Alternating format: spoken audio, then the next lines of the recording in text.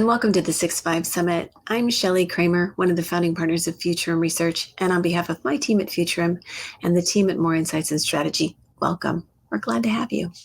In this spotlight session, I had the pleasure of sitting down with David Konetsky, a Dell Fellow and Vice President in the Client Solutions Office of the CTO for Dell Technologies. Our conversation revolved around security and the realities of the current IT infrastructure that has expanded the number of potential attack surfaces. Kind of a timely conversation. We also looked at what goes into an effective security strategy and the technologies that enterprises can use to keep their companies safe. This timely conversation is one that you will not only enjoy, but I can promise you'll benefit tremendously from. Let's go have a listen.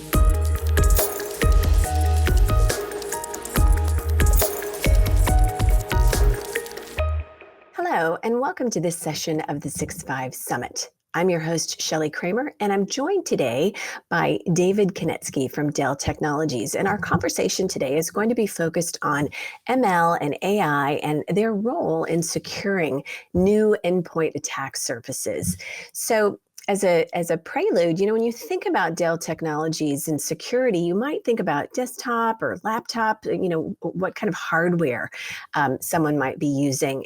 But we're here today to talk about the security journey as a whole and sort of the security posture that protects endpoint devices throughout all aspects of the hardware journey. So with that, David, it's great to have you today. Welcome. Great to be here. Absolutely. So tell me a little bit about your role at Dell Technologies. Absolutely. Hello, everyone. My name is David Konetsky. I'm a fellow in the Client Solutions Group at Dell Technologies.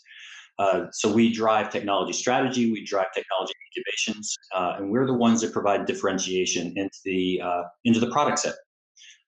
And so today, like Shelley said, we love to talk about security and AI and how that applies to security.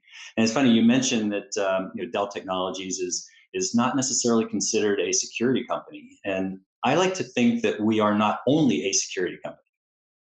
Absolutely. Dell Technologies is all about providing solutions to our customers to empower them to reach their missions and also advance human progress.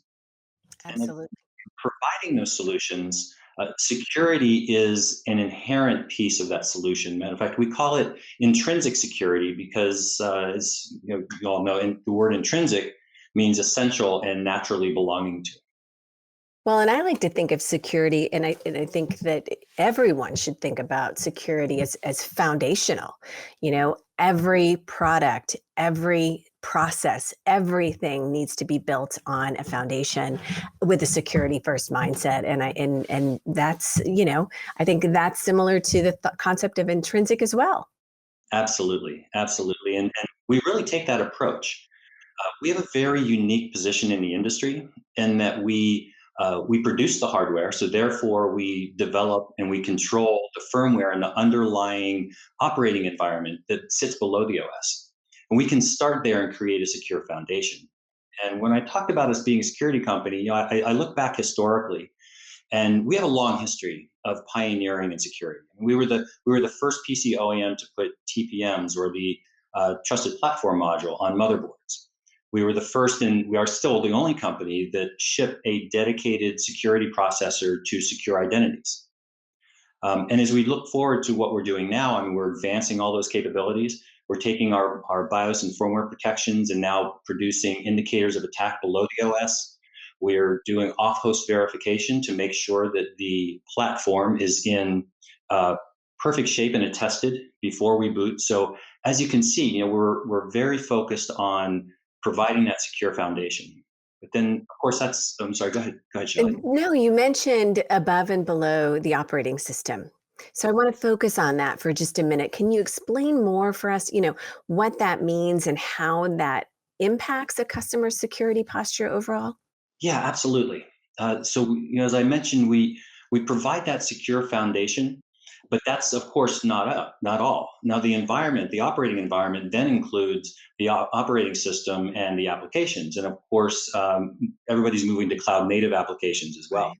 So what do you do to build on that strong foundation to protect yourself? Well, you have to have industry leading, state of the art advanced threat protection platforms. You need to have security monitoring services that watch your network and your endpoints and your cloud access to be able to generate insights. And you have to have that cloud access protection in place. And we do that through partners. So our security monitoring is, of course, with one of our Dell Technologies companies, SecureWorks, industry leading managed services and now software platform provider.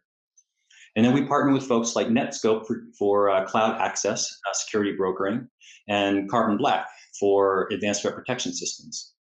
And all of those, as we'll talk about in a minute, use artificial intelligence, that is machine learning and deep learning, to be able to keep one step ahead of the adversaries. And that's what I want to talk about now.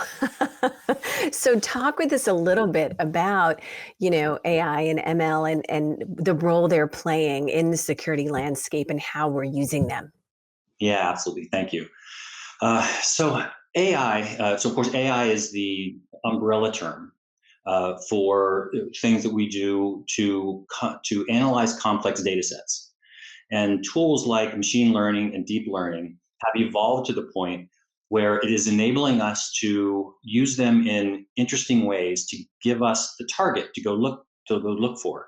I want to make sure everybody understands that AI is not the only bullet in the gun, for so to speak. It's a tool. It's a tool that makes it possible to stay ahead of the adversaries, and I'll describe that in just a moment. But as you analyze complex data sets, you're able to then generate patterns of good behavior so that you can then look for anomalies. You can analyze that behavior and then look for indicators of potentially malicious attack. Right. And then we can take all of the events that we have, and to quote SecureWorks, I mean, they have billions and billions of events, upwards of 7 billion events that come in daily. And you have to filter that down into meaningful events or meaningful insights Right. that you can then put into the chain. You need to have your researchers that develop algorithms and take advantage of artificial intelligence. Then you need to have your security analysts who take those insights and figure out what are your targets to go remediate. And then, of course, you have to have your developers that are building the platforms for all of this to run. So when I look at AI, like I said, it's a fantastic tool for us. But our adversaries are also using AI to be able to try to infiltrate our infrastructure, which is a very interesting opposite effect of the usage of AI. Yeah, absolutely. And I'm going to hold off on talking about that. I think we're going to wrap up our conversation with sort of a look at that and what's ahead. So, one of the things that you mentioned,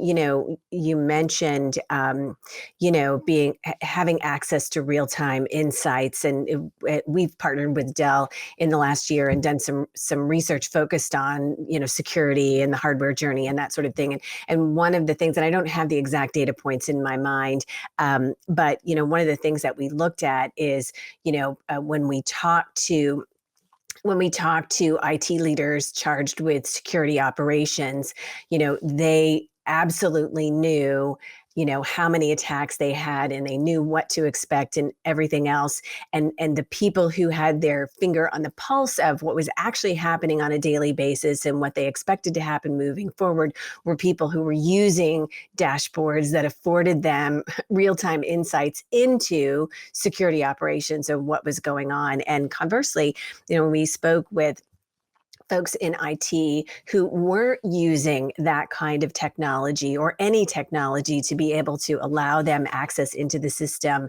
They had a very sort of Pollyanna-ish attitude in that, oh, we think we're good and we haven't had any threats or anything like that. So it really is very interesting. But we are big believers here at Futurum that you don't know what you can't see, and to operate without the benefit of actual insight into what's happening on a minute by minute, hour by hour basis as it relates to your systems is not really very smart. That's right. That's right. And more importantly, really dangerous. So That's right. And so I talked about our ability to generate indicators of attack below the OS. I talked about our partners like SecureWorks and Netscope using artificial intelligence to look for anomalies, look for detectors of malicious activity. Those are all just indicators, though. Yeah. And to your point, those indicators have to be surfaced up into a security analytics platform so that the security practitioners can analyze those events that are determined to be the most valuable events, and then take action, whether it's just determining that it's not malicious behavior, but if it is, then unpacking it, doing forensics, figuring out where the adversary came in, how they got in, how long they were there, and then as I usually put it, is then cleaning up the mess, right?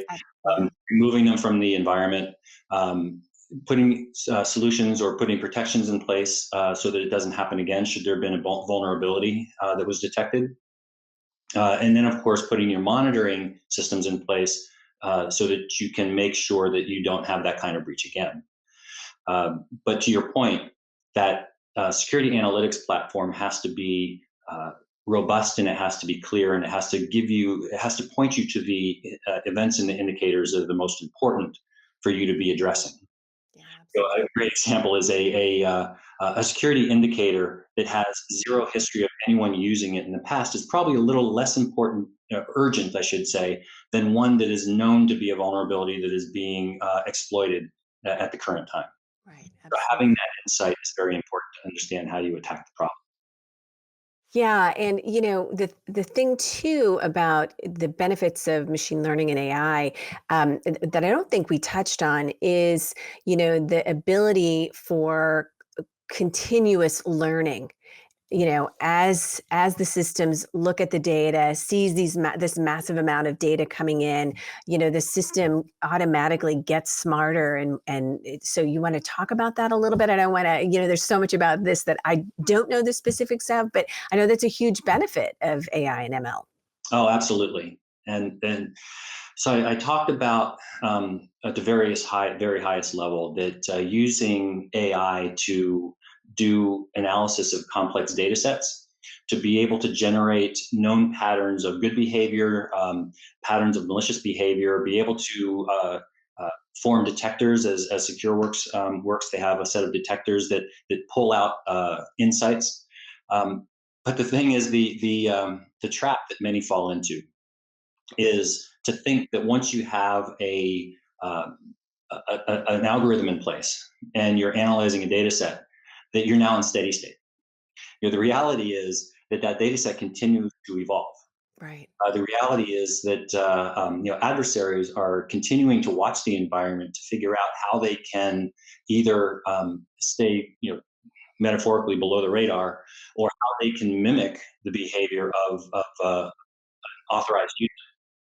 So your algorithms or your analysis has to continue to evolve. And so that's the whole circle of generating insights, using those insights, doing forensics, and then feeding that information back into the model. So the model is never done. And we also have to get comfortable with the fact that the model is never done. So like any good engineer, like any good data scientist, they always want to try to find that perfect algorithm, or that perfect, get the perfect data set so that they can come up with the right answer.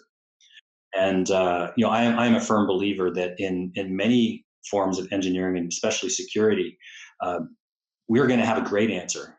We're never going to have the perfect answer. Well, I don't know that it's perfect. Maybe it's perfect. What I'm thinking about is finished. Mm. Right. And I think that, we talk about this a lot as it relates to digital transformation. And sometimes people are surprised when I say your digital transformation journey is never done. I mean, it is a journey, and technology has evolved at an incredibly rapid pace. By the way, it will continue to do so.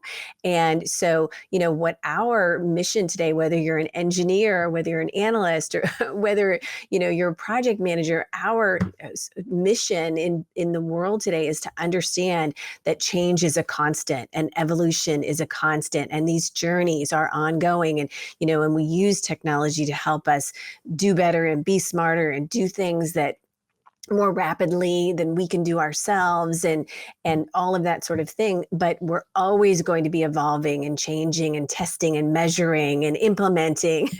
And for those of us who love change, that's exciting.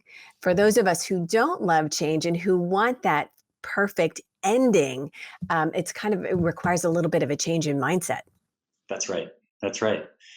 And what you just said reminds me of something. Also, is that perfect ending. I mean, we look at artificial intelligence in different ways, and some of it also is the application of uh, ML and deep learning to create responses. So it's one thing to know when you have not that it's a problem, but sometimes when you have, let's say it is a breach, other times you just have an inefficiency in your process. Being able to apply AI to an automation system so that you can analyze the insights that are being generated and then generate the right response starts to free up IT personnel to be able to attack the more difficult problems, digital transformation problems in their environment. And right now we're in an interesting state in that um, everybody's interested in automation, but they don't want to let go. So it's like, yes, give me the automation, but let me hit the button. And eventually, if we have this conversation 3 years from now, I'm sure we'll be having a very different conversation.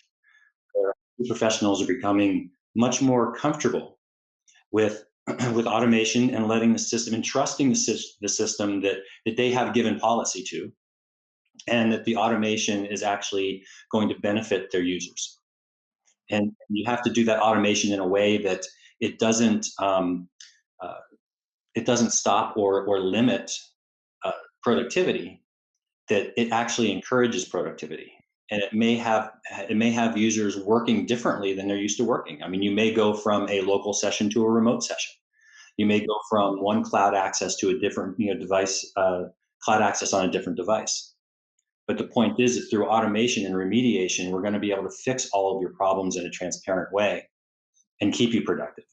Well, and yeah, and when you can use automation to kind of get rid of, you don't get rid of them, but they're being handled in a different way. Those mundane, those repetitive tasks that take time and attention, and we're just so used to doing those things that when you factor that out, it's so exciting to see, people. I mean, we do a lot of work in the automation space, and it's so exciting to see people, talk about the trepidation that they had going into their automation journey, and then talking with them a few months later, and it's just like, oh my gosh, and their eyes are opened as to the possibilities here, and now we've been able to do this, but what about if we automate this? And it really is kind of getting that toe in the water and taking a little bit of a dive, and a little bit of a leap of faith. Oh, this technology really is pretty cool.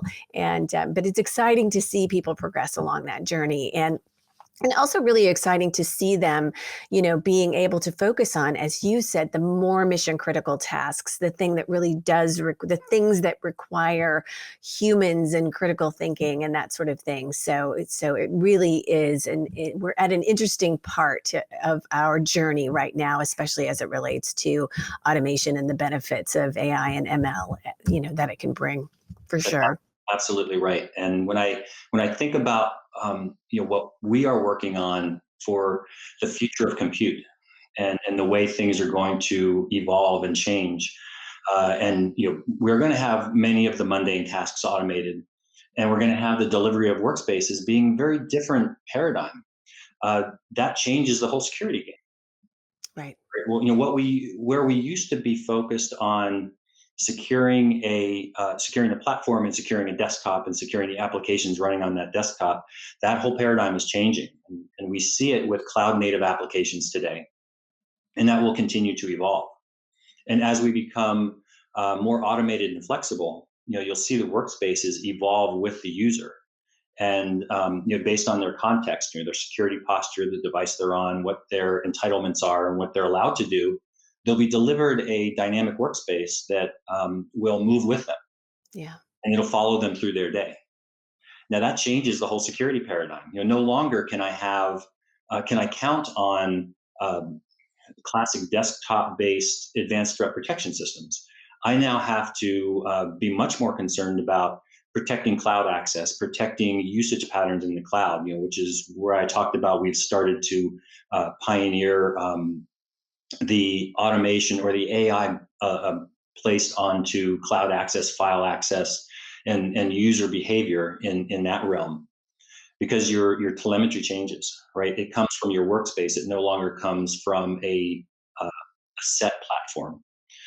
And so again, to your point, people are going to have to evolve. They're going to have to be comfortable with change. They're going to have to be comfortable with coming up with a great answer and then iterating on that answer as we learn more. Right. Right. Well, I have confidence we'll get there. It'll just be different. Right. That's And you know what? And we really have no choice. I mean, it's not a matter of, oh, you either are on team change or team no change. It's really that we all need to be on team change because there really is not another option. So I would love to talk a little bit about supply chain. And we talked earlier about intrinsic security and how Dell technology builds security into its hardware above and below the OS. But what about supply chain? mhm. I'm glad you brought that up.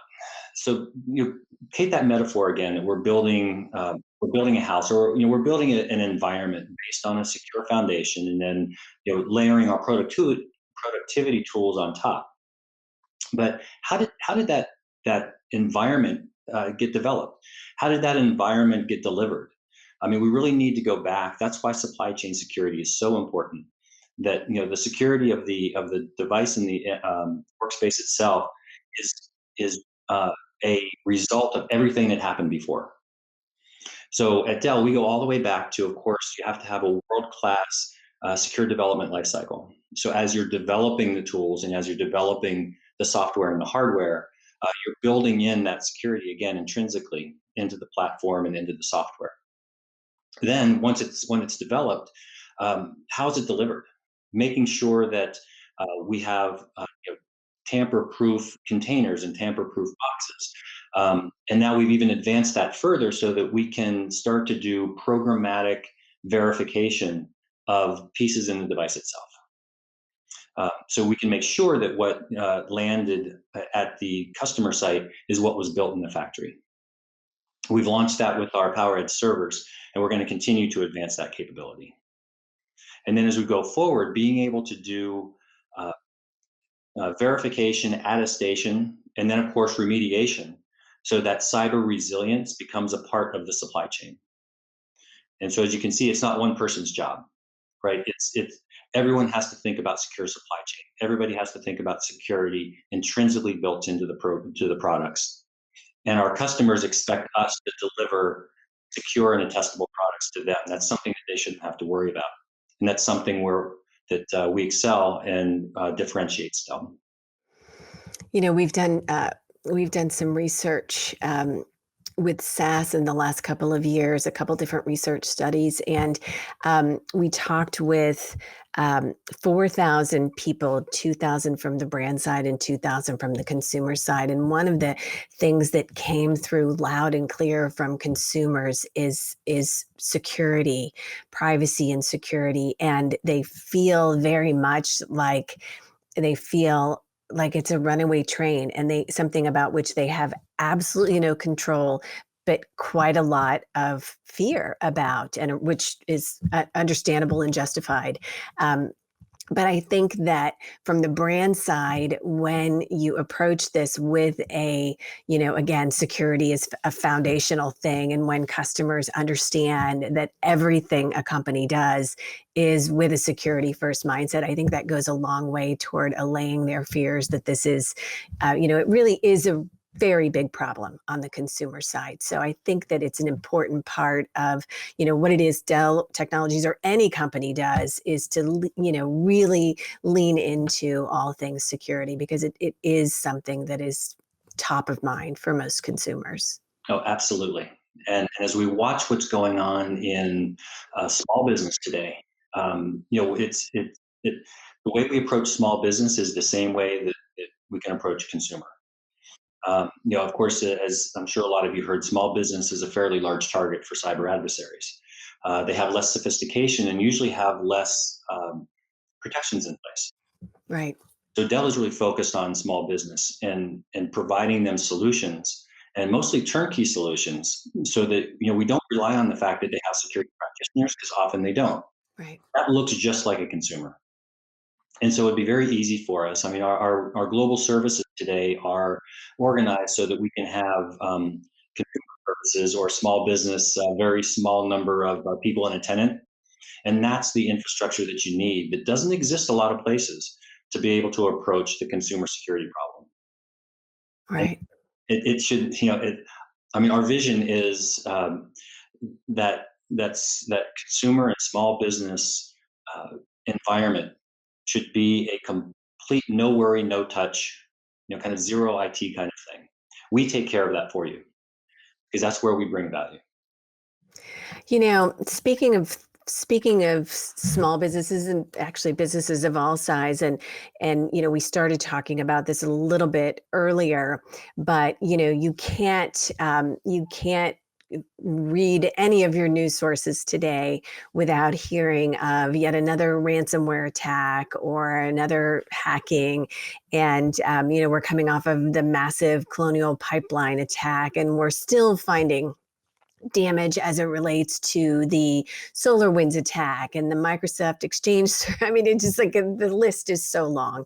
But I want to talk a little bit about the cybersecurity space and the reality that this is big business for threat actors, and there's so much money to be made. And so I'd love to talk just a minute as we wrap up our conversation about what's happening, what our adversaries are doing as it relates specifically to the use of sophisticated technology like AI and ML, and how do we counter that? Yeah, it's certainly evolved over the last many years, and we used to approach it.